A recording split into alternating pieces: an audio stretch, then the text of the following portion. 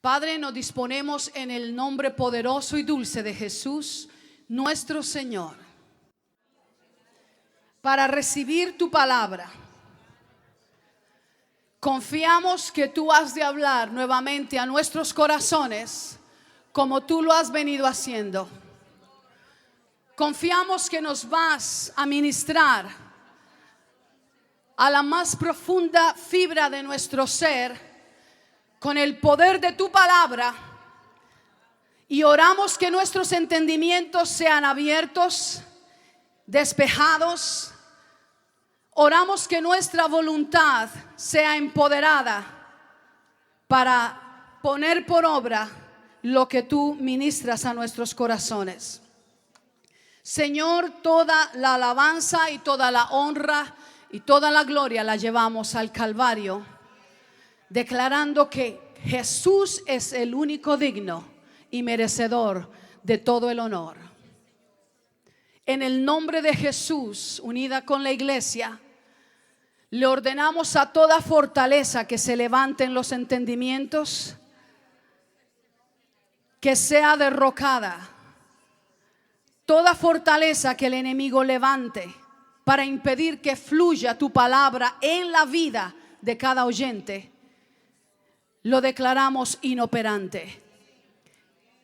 Pedimos que el olor del conocimiento de Cristo se esparza de tal manera, se disemine, se extienda de tal manera que nada de nosotros se quede sin ser impactado por esa presencia. Gracias te damos por tu presencia y por tu palabra. Amén y amén. Quiero en este día compartir, es una dinámica un poquito diferente, tal vez más que un mensaje va a ser una enseñanza, pero es uno de aquellos que yo lo defino como reflexiones pastorales. Amén. En varias ocasiones he predicado mensajes que les intitulo sencillamente así, reflexiones pastorales, y en este día, en esa línea es que voy a compartir esta palabra, y está en el Salmo 23. Sé que si no el 100%, por lo menos un 98% de los que están aquí presentes nos sabemos este salmo de memoria. Usted lo va a recitar conmigo. En el nombre del Padre, del Hijo y del Espíritu Santo. Jehová es mi pastor, nada me faltará. En lugares de delicados pastos me hará descansar. Junto a aguas de reposo me pastoreará. Confortará mi alma, me guiará por sendas de justicia por amor de su nombre. Aunque ande en valle de sombra de muerte, no temeré mal alguno, porque tú estarás conmigo. Tu vara y tu cayado me infundirán aliento.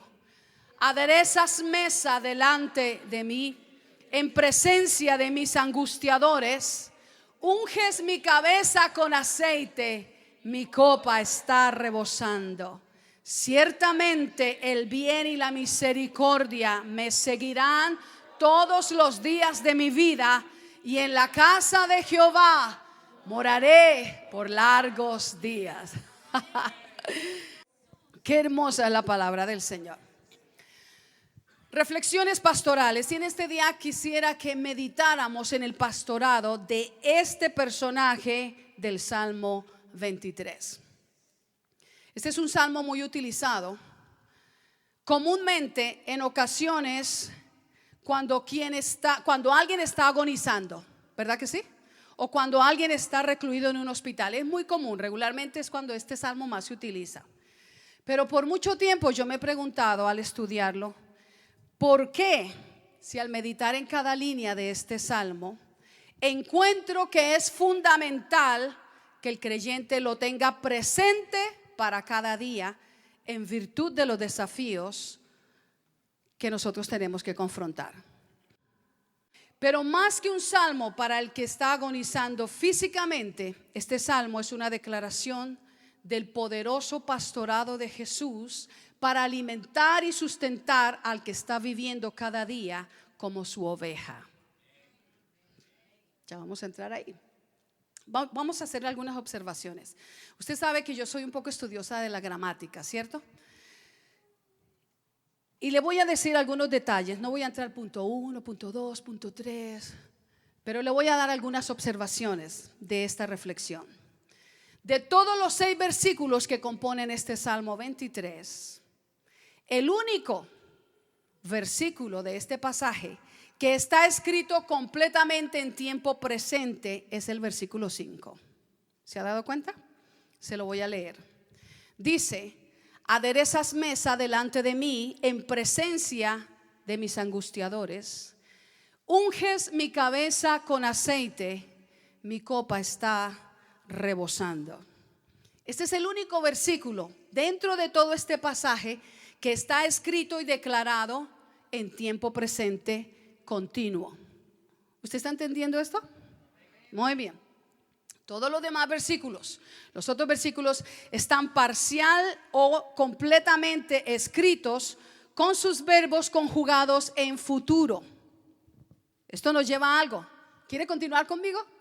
Muy bien. Dese cuenta. El versículo 1 dice: nada me faltará. 2, me hará descansar, me pastoreará. Versículo 3, confortará, me guiará.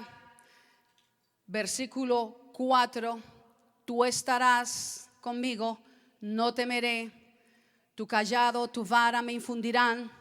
El versículo 6, el bien y la misericordia me seguirán, y en la casa de Jehová moraré. ¿En qué tiempo están conjugados esos verbos? En un tiempo futuro. El único versículo que está conjugado en tiempo presente es el versículo 5. Y es ahí donde me quiero detener. Porque el versículo 5 habla de angustiadores. Y yo quisiera que habláramos de angustiadores que agobian al creyente. Amén.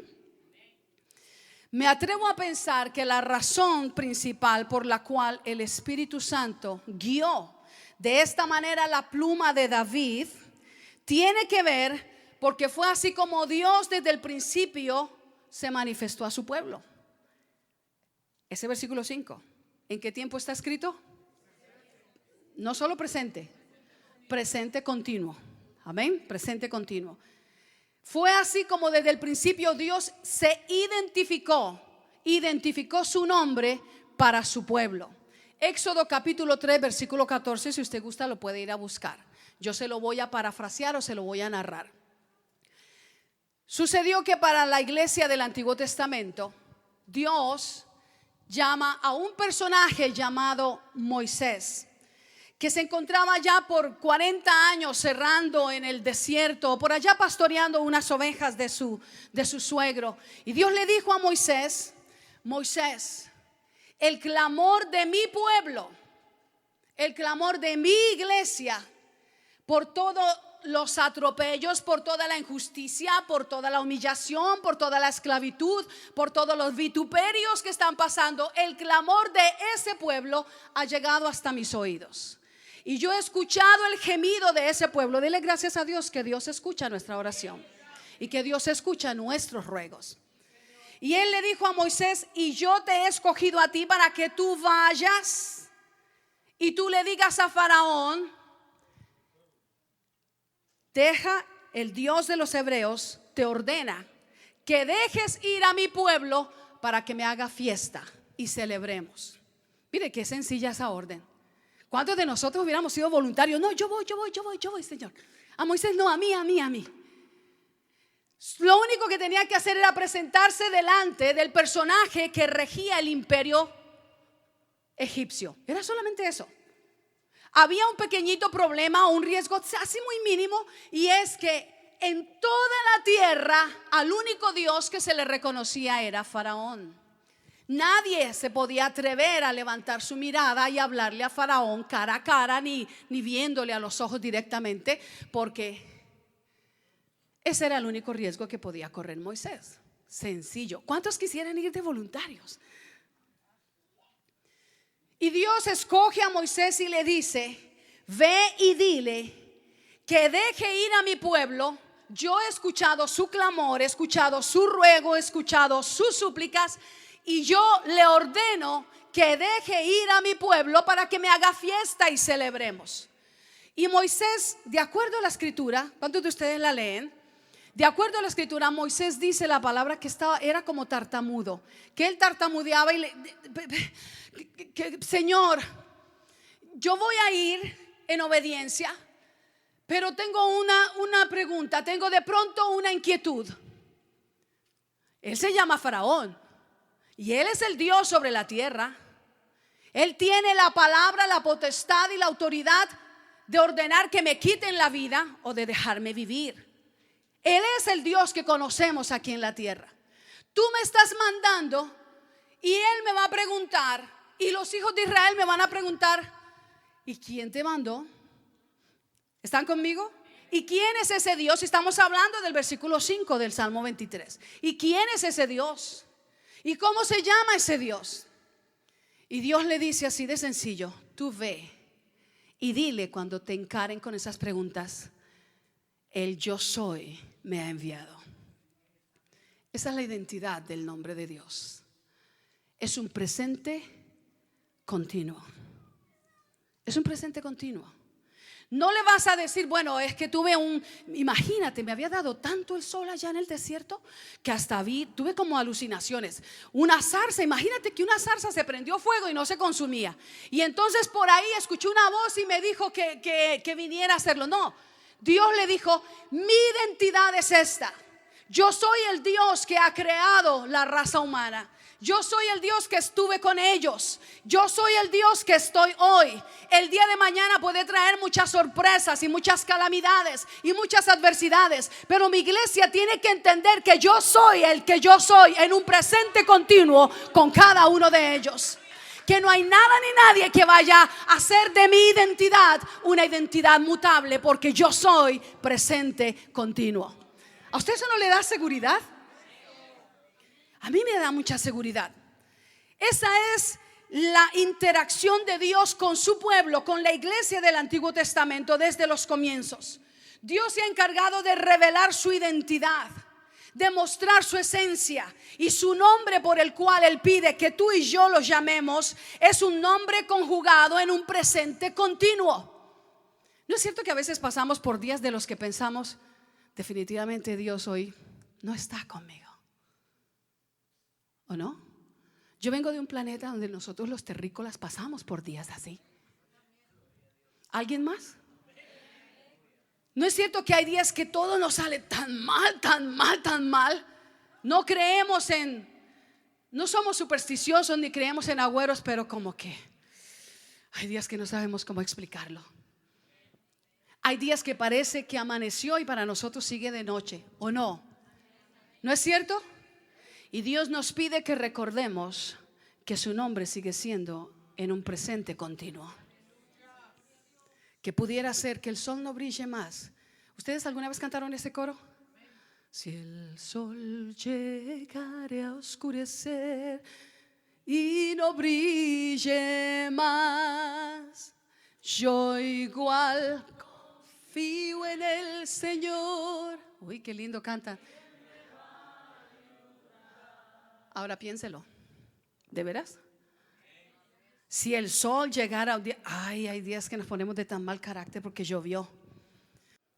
Hay días que en realidad no se necesita que el sol deje de brillar, y llegamos a permitir el temor y la inseguridad y los sentimientos de ansiedad dentro de nosotros, de tal forma que el enemigo nos lanza este pensamiento que se convierte a veces en una convicción del momento: Dios no está conmigo. Y esos exámenes en la universidad son tan pesados, y esos conflictos familiares se vuelven tan espinosos, y esos problemas relacionales se vuelven tan exigentes, y esas necesidades económicas nos están asfixiando, y llegamos a pensar que Dios no está conmigo. Pero Dios quiere recordarle a la iglesia que su pastor vive en un presente continuo. Él dijo: yo soy, ese es mi nombre, yo camino contigo. Es irrelevante las circunstancias físicas que rodeen tu vida, yo sigo siendo el que yo soy. Mis amados hermanos, Dios siempre será relevante a la raza humana, y máxime a su iglesia. Él es, Él era, Él es quien ha de venir. Ese es el pastor del Salmo 23. También creo que este versículo 5, está escrito en un presente continuo, porque dentro de los angustiadores, ¿se da cuenta que menciona angustiadores? Me gusta que lo menciona en ese versículo. Me gusta que no lo menciona en los otros versículos. Este es el único versículo donde menciona que tenemos angustiadores que asaltan nuestras vidas. Y no me estoy refiriendo a una generación que no conoce a Jesús. Me estoy dirigiendo a la iglesia que declara que conoce a Jesús. O sea que me estoy dirigiendo a creyentes que vivimos, abrazamos esta fe, amamos esta fe, pero que de igual manera estamos expuestos a ser sobresaltados por angustiadores que vienen a agobiar nuestra vida. El versículo 5 está en presente también, porque dentro de esos angustiadores que asaltan la vida del creyente, el angustiador más constante y posiblemente el más grande, el más dañino, el más peligroso, es el angustiador del área espiritual.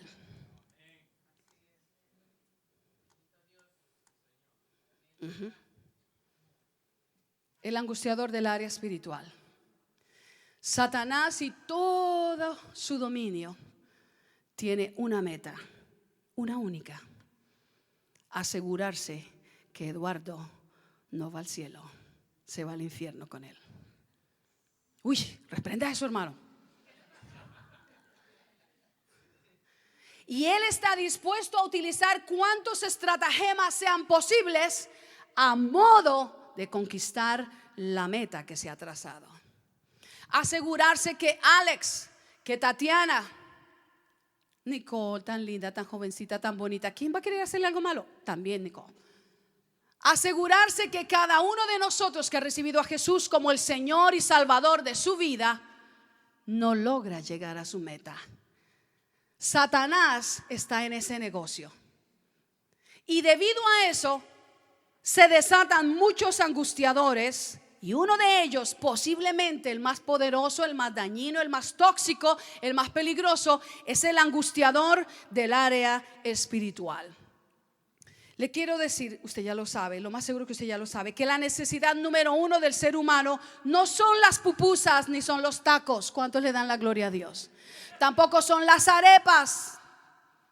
La necesidad número uno del ser humano tampoco es ser amado ni ser aceptado.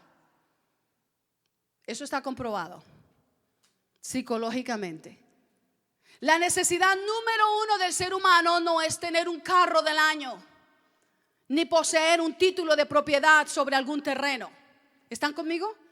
La necesidad número uno del ser humano es de carácter espiritual. Y esa necesidad solo puede ser satisfecha a plenitud por su Creador. Por eso el versículo 5. Amén. ¿Le parece que es interesante que estudiemos, que desmenucemos esta palabra? Esa necesidad espiritual, que es la número uno del ser humano, solamente puede ser satisfecha a plenitud por nuestro Creador. Está comprobado psicológicamente que lo que le da a la persona sentido de plenitud, de realización, sentido de satisfacción en la vida, no son las posesiones. Ahora, no le estoy diciendo que no acumule nada, acumule, invíteme de vez en cuando también. Amén. No le estoy diciendo que no ahorre, que no compre, no le estoy diciendo eso. El problema es que muchos de nosotros, para saciar una necesidad interna que solo puede ser saciada en la presencia del Señor, buscamos llenarla de otras cosas que son efímeras, que son pasajeras, que son materiales y que al fin y al cabo, cuando nos despachen de aquí, aquí se van a quedar. ¿Sí están conmigo? Está comprobado que lo que le da sentido de satisfacción en la vida al ser humano no son las posesiones, tampoco son los títulos. En ningún momento esto es para darle licencia a que no se eduque. Amén. Está comprobado que lo que le da sentido de satisfacción al ser humano no es el glamour, no es la fama, no son los placeres, es el saberse seguro dentro de sí. Saberse seguro, diga conmigo, saberse seguro. Saberse confiado en su caminar. Saberse seguro del futuro, no lo repita más, saberse seguro del futuro desconocido que le aguarda. No tenemos que saber exactamente qué nos depara el futuro, pero tenemos que caminar hacia él con seguridad. ¿Me entiende? Es diferente. Saber que aunque el futuro es desconocido y me aguarda, puedo estar seguro. Y saber que está en paz con ese ser superior a quien muchos le llaman una fuerza superior, una energía superior, un ente que habita por allá, fuera de la estratosfera y todo eso, pero a quien la Biblia dice que se llama Dios, el gran yo soy, el presente continuo, la persona relevante en la historia de la humanidad. ¿No es bonito eso? Eso es muy especial. Para confrontar a ese terrible angustiador de nuestra vida, que es el angustiador del área espiritual, el pastor del Salmo 23 responde de esta manera: ¿qué haces en presencia de mis angustiadores? Cuando el angustiador del área espiritual me está asfixiando, cuando parece que el ánimo se me va, cuando parece que se me esfuman las fuerzas para buscarte, cuando intento orar y me arrodillo, pero lo único que me viene a la mente son cosas que no edifican y parece que no tengo control sobre ello. Cuando para todo tengo tiempo, menos para estar en la presencia del Señor. ¿Qué hago frente a ese angustiador espiritual? Mira lo que dice el pastor del Salmo 23. ¿Sabes cómo él responde? En tiempo presente continuo, y dice: yo unjo tu cabeza con aceite. ¿Hasta cuándo? Hasta que tu copa esté rebosando. Aleluya. ¿No te parece que eso es hermoso? Me gusta mucho eso.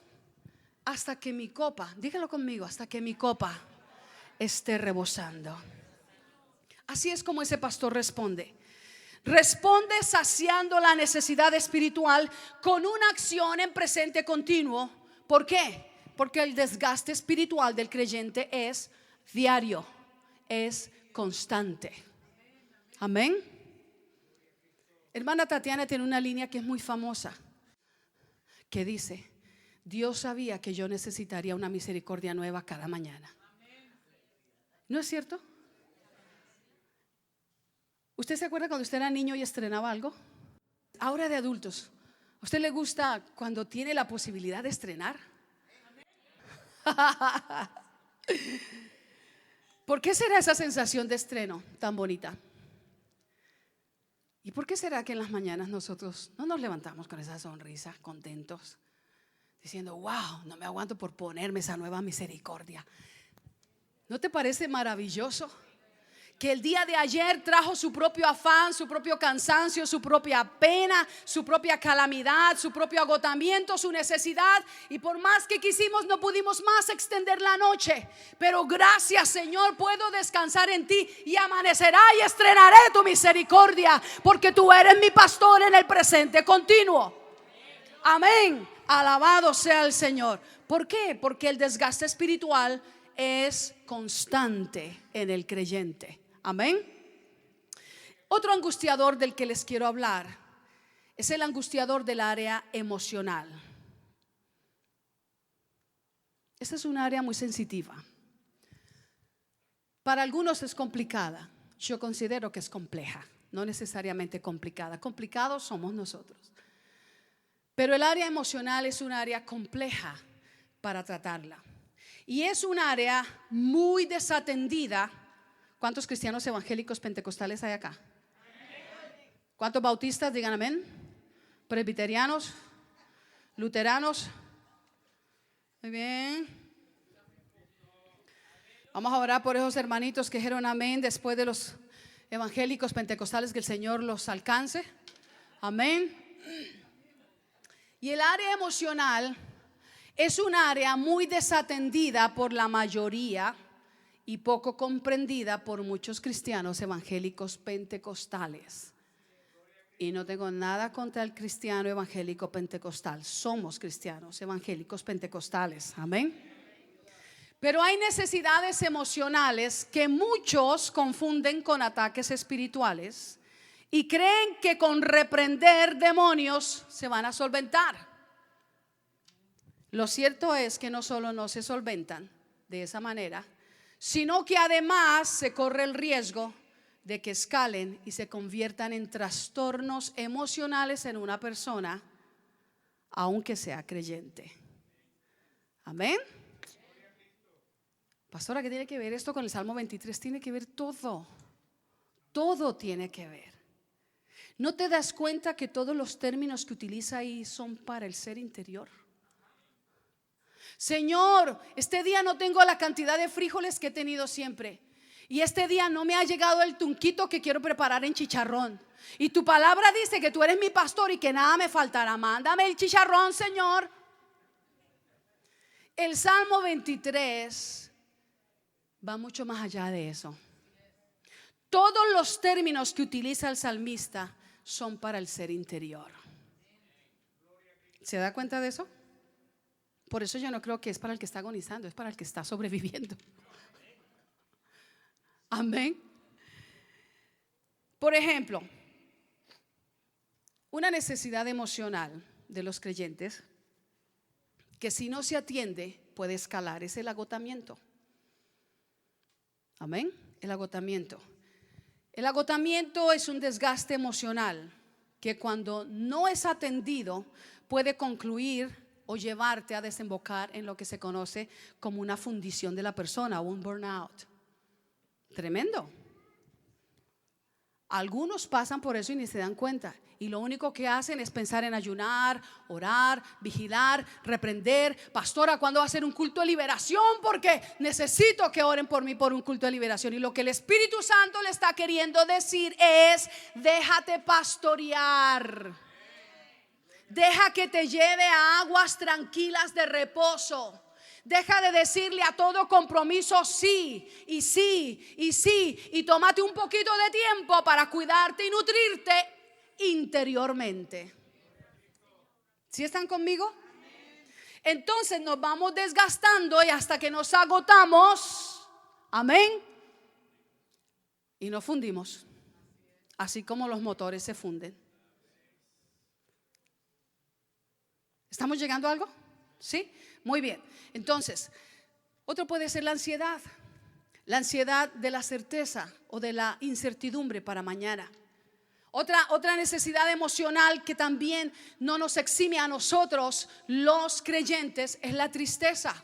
Son experiencias emocionales por las que pasamos. ¿Alguno de ustedes ha estado triste alguna vez? ¿Seguros? ¿Usted sabe que eso no es del diablo? ¿Usted sabe que Jesús, nuestro maestro, el Hijo de Dios, estuvo triste? ¿Usted sabe que estuvo tan triste, tan triste, tan triste que lloró? Que lloró. Que lloró.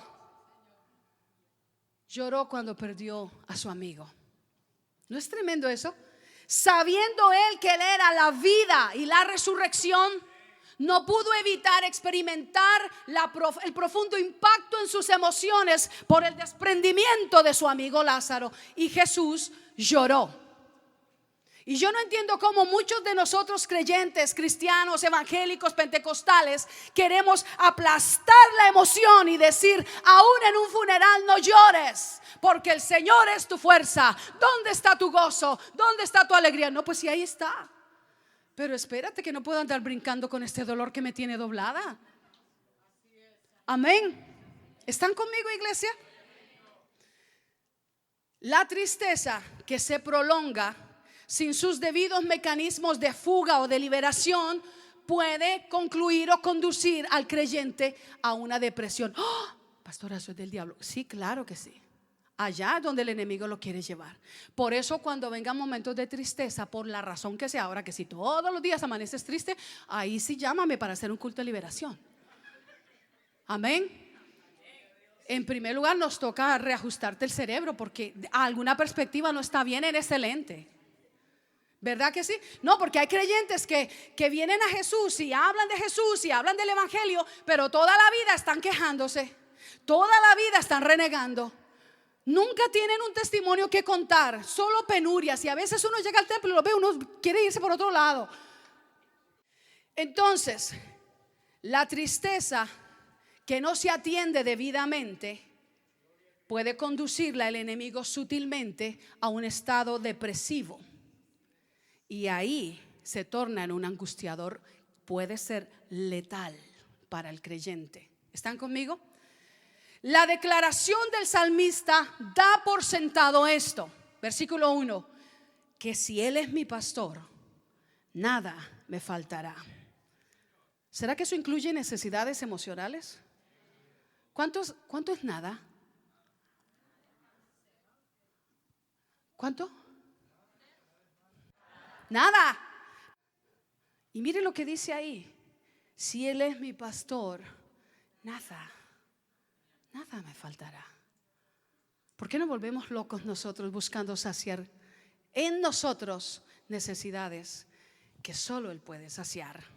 Y que con su provisión nos da esta garantía que nada te va a faltar.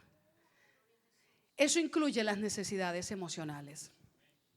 David, el autor de este salmo, era el menor de su familia, ¿se acuerdan? No que ustedes vivieron con él, pero que lo hemos leído en algún momento, ¿cierto? Era el menor de su familia. Y vemos y vemos que también no solo era el menor. A David le pasó esta experiencia. Su familia se olvidó de él. Llegó el profeta Samuel para ungir al futuro rey sobre Israel. E Isaí, que tenía ni más ni menos, era como buen catracho, buen salvadoreño, buen colombiano, tenía como 8 hijos más o menos varones, y los mandó llamar a todos excepto al menor. No solo era el menor, se olvidaron de él, estaban listos para sentarse a la mesa a comer. El profeta está listo para ungir y Dios le detiene la mano, le detiene la redoma de aceite y le dice: este no es. Van 6, Señor. No, y este del 7º tampoco. No es ninguno de ellos. Y por allá se acuerdan: ¿son todos estos tus hijos? Pues sí, son todos. Los que están en el ejército, los que están. Son todos, sí, son todos. Hasta que al fin se acuerda: bueno, nos falta el menor. Se habían olvidado de él. Es curioso, le voy a decir por qué. Porque estamos hablando de las necesidades emocionales. Amén, emocionales. Hasta que por ahí se acordaron y entonces Samuel dijo: pues no nos vamos a sentar a comer hasta que no venga ese muchacho. Es más, David era aquel muchachito que no solo era el menor, no solo se olvidaron de él, pero era aquel que cuidaba las ovejas de su padre y que traía un recaudo para la casa. Porque la cultura hebrea es una cultura agrícola y ganadera. Amén. ¿De dónde ellos recibían? Del trabajo que hacía David. Y allá, mientras él cuidaba las ovejas de su padre, él había adquirido victorias. ¿Usted ha leído eso? ¿Usted se imagina a ese muchachito peleando con un oso?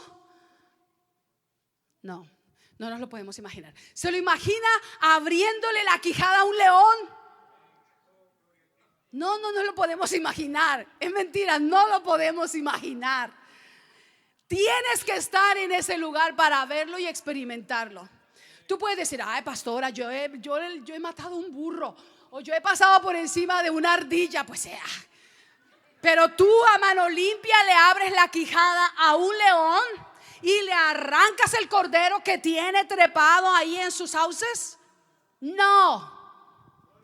Pero este muchachito había adquirido victorias.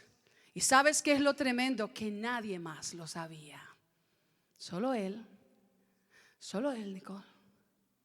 Solo él lo sabía. Su papá no sabía. Sus hermanos no sabían.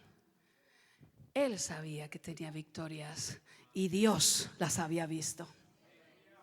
Y este muchachito, cuando viene delante del profeta, aunque nadie se acordaba de él, aunque nadie conoció sus victorias, ni siquiera su papá, él viene y Dios lo honra y Dios lo unge. Y él llega a ser el más grande y temerario rey de Israel. Hasta el día de hoy honramos la estrella de David, el emblema de Israel. ¿No le parece a usted eso maravilloso? Ahora, creo que no estaremos muy equivocados si nosotros pensamos que David pudo haber sufrido del trastorno de ansiedad de la separación. Es una necesidad emocional. Se llama TAS, con S. Trastorno de ansiedad de la separación, que lo sufren muchos niños y lo sufren muchos adolescentes cuando alguno de sus progenitores o los dos, o un ser muy amado o el guardián de ellos, alguien muy amado por ellos, los abandona, ya sea voluntariamente o por accidente, y quedan marcados, quedan con esas experiencias. ¿Y por qué yo traigo esto? Porque el Señor lo ha puesto en mi corazón para decirle: en la iglesia y en la sociedad de hoy, los pastores debemos pastorear, bregar y ministrar a un considerable porcentaje de ovejas que a raíz de sus experiencias traumáticas en la niñez y en la adolescencia se han convertido en adultos heridos que requieren cuidados específicos porque acumularon años pero no han crecido emocionalmente al nivel que deben llegar. Con esto lo que yo le quiero decir es que hay muchos creyentes. Ahora no vaya a pensar: ay, pastora, usted nos está dejando como que no somos ni salvos. No, todo lo contrario.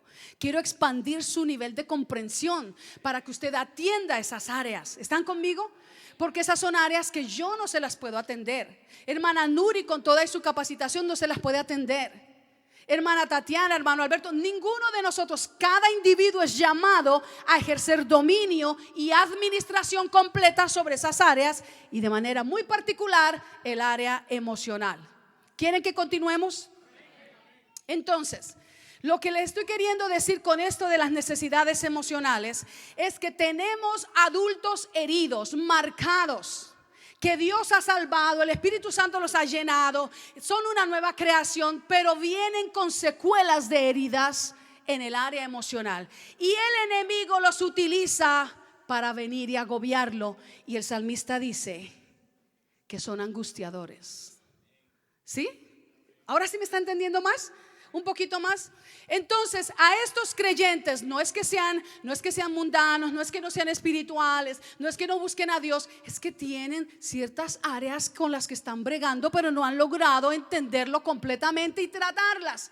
Entonces nos toca a nosotros, los líderes, bregar con ellos, y es mi deseo que esto imparta comprensión y sabiduría. Amén. A estos creyentes les cuesta relacionarse. A veces vemos creyentes en las iglesias que decimos: oiga, pero esa hermana yo pensaba que era más espiritual. ¿Y por qué? ¿Qué pasó? No, usted viera, yo la fui a saludar y me dio la espalda y hasta me echó el pelo así y casi me saca los ojos. ¿Y por qué? Porque la hermana en ese momento está como desubicada, está como en desatino emocional, acaba de tener una noticia que la ha decepcionado, la ha desubicado emocionalmente, o quizás está en un cambio químico que la tiene alterada y nadie comprende eso, y uno se queda como: pero ¿y esta qué le pasó? Ay, yo pensé que ese hermano era más espiritual. ¿Pero por qué usted dice eso? No, usted viera a ese hermano. Imagínese que el otro día él me vino a saludar, pero vino Panchito también, se atravesó. Yo saludé primero a Panchito y el hermano desde ese día no me habla. Entonces tenemos adultos que no saben relacionarse, que les cuesta dar y recibir amor. Diga conmigo: dar y recibir amor adecuadamente. Que viven presa de incertidumbres, que se resienten fácilmente. Aquí no hay, gracias a Dios, de ellos, pero hay muchos creyentes que se resienten fácilmente. Yo quería que la pastora pusiera otro coche, otro jeep allá para yo poder jugar con ese jeep. No lo quiso poner. Yo quería que se pintara el templo de negro. Ella escogió ese azul. Yo no sé por qué. Me voy de esta iglesia y se resienten. Estoy poniendo ejemplos así como extremos, ¿verdad? Pero se resienten por cosas a veces muy sencillas o muy sin una explicación inteligente. Se resienten por la más mínima descortesía accidental de algún líder. No, pero yo vi cuando la hermana hizo esto y a mi niño no me lo saludó. A aquel niño bonito que huele a perfume le dieron una bolsita de caramelos ayer, y al mío, porque estaba gordito y sudado y todo eso, no me le dieron nada. Y se resienten. ¿Me entienden? Y tenemos en la iglesia ese tipo de ovejas, no aquí, gracias al Señor, en serio, eso lo digo de verdad, pero usted aplíquelo en el área que lo necesite aplicar. Y tenemos ese tipo de ovejas. ¿Y sabe qué es lo más triste de todo esto? Que de la misma manera, por el mismo lente que ellos perciben la vida, usando como punto de referencia la experiencia del pasado, de su niñez o de su adolescencia, de esa misma manera se relacionan con el Señor. Quiere decir con esto que muchas veces están pensando que Dios ya no me ama. Dios ya no me ama. Mire, yo me convertí primero. Yo traje a mi esposa y el Señor bautizó con el Espíritu Santo a mi esposa. Y yo tengo 2 años, a mí no me bautiza. Es que a mí el Señor no me ama. El Señor no me ama. Algunos llegan a pensar, es que no he sido perdonado, es que todavía el Señor está pasándome factura porque yo hice tanto mal. Y han pasado años y años y años y todavía se sigue arrepintiendo del mismo pecado que confesó la primera vez que recibió a Jesús. Y el salmista declara lo siguiente. Estamos en el Salmo 23, ¿verdad? ¿Usted no ha cambiado la página? Muy bien. El salmista declara que bajo el pastorado del Salmo 23 nada me faltará. Aún la atención debida para el área emocional. Amén. Amados hermanos, ya casi termino. Todos los términos que utiliza el salmista para definir el excelente trabajo del pastor del Salmo 23 implican paz, sosiego, ¿se da cuenta? Descanso. Ese Salmo 23 que con tanta facilidad se lo leemos a alguien más y se lo regalamos. Mira, este salmo utiliza puros términos que traen descanso. Utiliza un término que es casi único, es un anglicismo que dice comfort, me confortará. Amén. Dice de infundir aliento, habla de guianza por sendas de justicia, habla de aguas de reposo. ¿Usted ha experimentado lo delicioso que es estar cerca de aguas tranquilas por un rato? ¿No es cierto que eso nos infunde solaz? Amén. ¿O es que todo el tiempo a donde vamos tenemos que estar escuchando ahí la música bachata? ¿Dónde vamos con el ruido? ¿Sí? O el reggaetón. A todas partes donde vamos tenemos que estar escuchando. Hay momentos en los que necesitamos espacios de quietud, de estar junto a aguas de reposo. Me encanta que ese pastor se toma el tiempo de describir aquel escenario donde nos quiere llevar. Aguas de reposo. Habla de que caminaremos acompañados cuando pasemos por el valle de sombra de muerte. Todos estos términos tienen que ver con que Él ministra al ser interior. Tristemente, el creyente utiliza ese punto de referencia de su pasado, el mismo lente por el cual sufrió abandono en algún momento de su vida, para relacionarse con Dios, y asimismo observa a Dios. Es creyente, pero vive inseguro de su provisión. No han terminado de almorzar hoy y están pensando que vamos a comer mañana. ¿Y será que tendremos para mañana? Acabamos de pagar la renta el 5 de este mes y están desesperados, se les está cayendo el cabello, los dientes están desgastándose, pensando, ¿tendré para pagar el 5 de septiembre? ¿Sí están conmigo? Esto es. ¿Por qué se ríen algunos allá? Esto es el angustiador emocional. Esto es, hermanos. Es creyente, pero no está convencido del amor de Dios. Y el Señor te dice este día nuevamente: conmigo nada te faltará, solo déjate pastorear. Quisiera contar utilizar un ejemplo más, si ustedes me dispensan el tiempo, ¿sí? Elías. ¿Cuántos de ustedes han leído sobre Elías? ¿Han escuchado del profeta Elías?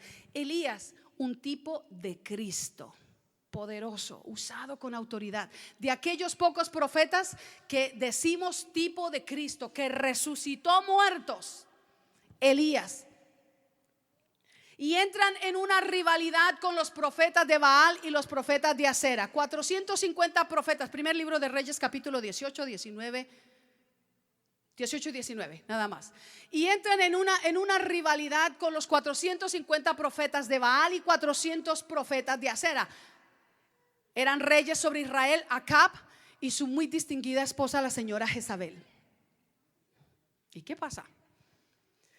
Se ponen de acuerdo. Había sequía, necesitaba el pueblo le había dado la espalda a Dios, el pueblo se había ido a adorar a los ídolos, había ido a proclamar que Baal era su Dios, que era el único Dios verdadero, y se habían olvidado del Dios de los hebreos. Y Elías tenía un corazón que ardía en celo por el nombre y la gloria de Dios. Y la Biblia dice que entonces Elías aceptó el reto y le dijeron: muy bien, lo que vamos a hacer es que vamos a montar un altar, piedras, y va a haber madera, y va a haber todo eso en el altar, y cada uno va a orar a su Dios, y el Dios que responda, a ese Dios lo vamos a adorar. Y la Biblia dice que esos 400 y algo de profetas de Baal y también todo el pueblo de Israel comenzaron a danzar, a bailar, a invocar en sus ritos a Baal. Baal, respóndenos, Baal, respóndenos. Comenzó la mañana, llegó el mediodía, llegó el atardecer y no pasaba nada. Elías le decía desde por allá, contemplando con una sonrisa: más fuerte, tal vez se durmió, despiértenlo. Y fue tanta esta euforia, esta desesperación del corazón del ser humano y a veces del creyente de buscar en otras fuentes quien sacie su necesidad, que ellos, dice la Biblia, que cogieron con navajas y se abrieron heridas y sangraban, y su sangre caía sobre el altar, esperando que con esa sangre y con ese acto de sacrificio personal pudieran manipular y obtener que respondiera a su Dios Baal. Ya estaba llegando el anochecer y Baal no respondía. Entonces le tocaba el turno a Elías, y Elías no le había dado la espalda a Dios. La Biblia dice que Elías dijo: en primer lugar, vamos a pedir que traigan muchos más cántaros de agua y que lo rieguen sobre el altar. Y vienen y bañan ese altar al punto que dice que corría el agua como río. ¡Wow! ¿No le parece eso tremendo? Lo que es estar seguro de cuál es la fuente que puede saciarme plenamente. Amén. La Biblia dice que Elías empezó a orar y dijo: Dios, tú eres el Dios en los cielos, tú eres el Dios de los hebreos, tú eres mi Dios. El pueblo te ha dado la espalda, pero tú sigues siendo Dios. Nada te ha movido de tu lugar. Honra esta oración y pon en evidencia que tú eres el Dios verdadero. Y en el momento que menos pensaron, la Biblia dice que descendió fuego que consumió las piedras, consumió la madera, aún lamió el agua y arrasó el polvo del altar. ¡Wow! Yo le hubiera dado un aplauso a Dios. Alabado Dios. Amén. ¿Qué le dice a usted del calibre de este predicador, de ese profeta? ¡Wow! Elías. Mas no pasó mucho tiempo. Estoy hablando de las necesidades emocionales. Amén. No pasó mucho tiempo, casi menos de 24 horas. ¿Y sabe dónde estaba Elías? Atemorizado, entristecido, frustrado, acongojado, recluido en una peña, escondiéndose en una cueva, temblando, porque la esposita de Acab había dicho: mañana a esta hora, así me hagan los dioses, si no he puesto la vida de Elías como él puso a mis profetas. Pues usted sabe que cuando terminó el tremendo culto, cuando descendió el fuego, ¿sabe lo que hizo el hermano Elías? ¿Usted sabe lo que él hizo? Degolló a 450 falsos profetas. Otro aplauso para nuestro Dios. Aleluya. Usted sabe, este personaje Elías degolló, ejecutó a más de 400 falsos profetas. ¡Qué autoridad! ¡Qué poder! ¡Qué seguridad! ¡Qué convicción! ¡Qué firmeza! ¡Qué mano implacable para acabar con lo malo! Amén. Y en menos de 24 horas, el edicto de una mujer lo tenía arrinconado en una peña. Eso es curioso. ¿Y sabes qué es lo que entra en juego con Elías? Sus necesidades emocionales. ¿Puede un hombre de Dios tan valeroso, una persona utilizada por Dios con tal magnitud puede llegar a ese punto? Puede, si no atiende su desgaste emocional. Él había estado metido ahí, riéndose de esos falsos profetas, riéndose del pueblo que estaba en una euforia loca y desenfrenada, sin un rumbo, todo desubicado, haciendo el ridículo, porque cuánto ridículo hacemos cuando le damos la espalda a nuestro Dios. A nosotros nos queda supremamente mal eso. Cuán ridículos nos vemos. Y ahí está Elías con todo ese ímpetu. Y de repente, en menos de 24 horas, Elías no solamente está triste, Elías está en un estado de depresión, psicológicamente hablando.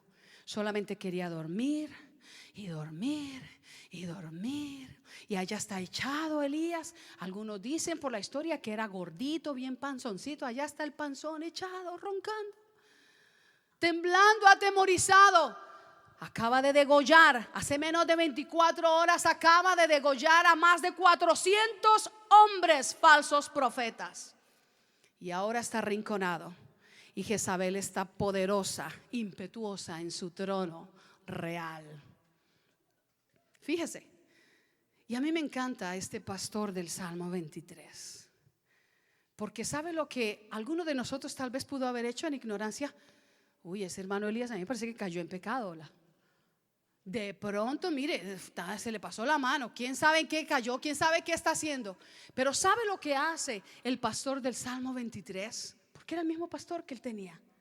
La Biblia dice que se le aparece el ángel del Señor y le dice: Elías. ¿Qué? Elías. Y él se despierta y mira y encuentra que le han puesto agua y una torta de pasas para comer. Ese es mi pastor. Ese es mi pastor, que no te señala, que no te juzga, siendo Él el único perfecto y recto y justo y santo, que no te condena y que si lo hace, puro es en su juicio y bien lo haría, sino que te despierta tiernamente y te dice: hombre, panzón, deja de roncar, come vos. No es. Usted está viendo la ternura de este pastor. ¿Y sabe lo que hace ese panzón? Despierta. Oh, chévere. Se toma el agua, se come la torta. ¿Y sabe lo que hace? Se da vuelta y se pone a roncar otra vez para el otro lado. El pastor sí entendía la necesidad profunda emocional de su vasija. Y lo deja dormir otro rato y dice: toca atenderlo otra vez. Terapia. Panzón, ahorita estás roncando menos, pero mira, todavía estás bien devanado vos. Aquí te dejo otra tu agüita en tu guacalito y tu tortita de pasas. Es lindo nuestro Señor. Y el panzón se despierta. Dice la Biblia en el primer libro de Reyes, capítulo 18 y 19. Se despierta y otra vez agua y más comida. Ay, pero ¿y eso? Bueno, es que hay un pastor que dice: conmigo nada te faltará. Nada te faltará. Yo estuve contigo, Elías. Yo estuve contigo ayer. Tú, no lo hiciste tú solo. Yo estuve contigo degollando a esos profetas falsos. Y hoy te sientes solo, te sientes triste, te sientes deprimido, te sientes acabado, sientes que tu ministerio ha llegado a su final y me has dicho: mejor quítame la vida. Porque así declaró Elías: más me vale ser como mis padres ya en un sepulcro que estar aquí. Eso dijo Elías. Un hombre ungido, ¿cómo puede ser? ¿Te das cuenta que la necesidad emocional saca de nosotros cosas que ni creemos que tenemos? Óigame, ese pastor le dice: yo estaba ahí contigo ayer. Y Elías, hoy estás aquí en la peña, físicamente no hay nadie contigo. Posiblemente hasta las cucarachas o las ratas se espantaron de oír tus ronquidos, pero yo, tu presente continuo, estoy contigo. Aleluya, alabado sea el Señor. Y la Biblia dice que Elías toma esa agua, toma ese pan, y entonces el ángel del Señor le dice: Elías, levántate, tu ministerio no ha terminado, te resta un largo camino. Y él comienza a caminar y llega a otro lugar, al monte Horeb, donde está la presencia de Dios, de acuerdo al concepto de los hebreos, y así es. ¿Y sabes lo que él hizo? Ay, él no se fue corriendo a la sinagoga o al santuario o buscó la iglesia para decir: yo quiero alabar a Dios y quiero adorarlo y he sido empoderado y estoy en avivamiento y wow, yo quiero otra vez gozarme. Él no hizo eso. ¿Sabe lo que hizo? Él lo único que hizo fue trasladarse físicamente del lugar de necesidad, pero él siguió llevando con él su necesidad emocional. Y es ahí donde quisiera ir cerrando. Podemos trasladarnos a muchos lugares, pero la necesidad emocional sigue dentro de nosotros, a menos que la atendamos. Y estando allí, llegó otra vez el Espíritu de Dios, y dice la Biblia que le dijo: Elías, ¿tú qué haces ahí metido? Sal y ponte fuera de la peña. Eso sí tenía él la cualidad que tiene toda la iglesia de Vida Abundante: era obediente. Amén. Él salió y se paró ahí por la peña, y la Biblia dice que se escuchó un estruendo de un viento tan fuerte que vino un terremoto, pero Dios no estaba en el terremoto. Y vino un fuego y Dios no estaba en el fuego. Y vino un sacudón y Dios no estaba en el sacudón. Y de repente Elías escuchó como un silbo apacible, y el Espíritu de Dios estaba ahí. El pastor estaba tomándolo, diciéndole: hablemos. Porque es lo que le dice: Elías, habla, dímelo, ¿qué es? Habla conmigo, dilo, sácalo de ti. Yo soy tu pastor, yo te voy a llevar a aguas de reposo. ¿No es precioso nuestro Señor? Yo te adoro, Jesús, te doy muchas gracias, porque tú tomas cuidado preciso de todas nuestras necesidades. La Biblia dice en ese capítulo que hemos leído, 23 de los Salmos, que Él unge nuestra cabeza con aceite hasta que nuestra copa esté rebosando. En presencia de mis angustiadores Él prepara mi mesa. Hay quienes tienen conflicto con el área de la justicia, y mire lo que dice Él. Dice que Él me guiará por sendas de justicia. No hay una amargura más profunda en el corazón del ser humano que el saberse víctima de un acto de injusticia, o haber visto a alguien muy amado en un acto de injusticia y no haber podido defenderlo. Pero mire lo que dice nuestro pastor: Él me guiará por sendas de justicia. Quiero terminar con dos cosillas más. Por amor de su nombre. Diga conmigo: por amor de su nombre. ¿Sabes por qué me gusta mucho esto que dice que es por amor de su nombre? Porque me muestra el orden divino. Hay gente que le dice a uno: yo te amo más que a mi propia vida. Mentira. Y tal vez nosotros le hemos dicho a alguien, ¿cierto? Uy, estamos bien mal. ¿Cierto? El orden divino es este: ámate tanto como Dios te ama. Si no, no puedes dar buen amor. Y me gusta que dice que el pastor hará esto: me confortará, me guiará por sendas de justicia. Dígalo conmigo. ¿Qué más cosas dice ahí? Me llevará a aguas de reposo, me pastoreará en prados delicados, confortará mi alma, me infundirá aliento. Todo eso lo hará. No es ni siquiera solo por amor a ti, es por amor de su nombre. ¿Usted entiende eso? Este es el orden divino, que Dios se ama a sí mismo y ama su nombre. Y eso a mí me da seguridad. Dígalo, eso a mí me da seguridad. Le voy a decir por qué. Porque Él nunca será infiel a su esencia. Él nunca podrá traicionar su naturaleza. Él nunca jamás se divorciará de lo que Él es, de su identidad. Por cuanto Él ama su nombre, yo estoy segura en su pastorado, porque Él no va a faltar a su palabra. ¿Sí entiende eso? ¿No es maravilloso? Ahora, estar seguros de que Él no faltará a su identidad ni a su esencia Él jamás se divorciará de su naturaleza inherente porque Él es así. Eso a mí me dice que todo eso Él me va a hacer en el pastorado que ejerza sobre mí, porque yo soy amada. A ver, dígalo usted conmigo. Porque yo soy amado eterna, infinita, incondicional e irrevocablemente. Tu pecado no va a revocar el amor de Dios. ¿No es eso maravilloso? La única condición que pide para evitar estas bendiciones es que Él sea nuestro pastor. Por eso el Salmo comienza así: el Señor es mi pastor, nada me faltará. ¿Qué cosa o qué relación pastorea tu vida? Cierra tus ojos. ¿Qué cosa o qué relación pastorea tu vida? Ay, pastora, yo no sé cómo uno puede responder esa pregunta. Yo le voy a decir cómo. ¿Cómo saberlo? Te voy a decir cómo. ¿Cómo yo sé quién o qué pastorea mi vida? ¿Sabe que algunos los pastorea su trabajo, su jefe? Algunos los pastorea su maestro en la escuela. Algunos los pastorea un amigo.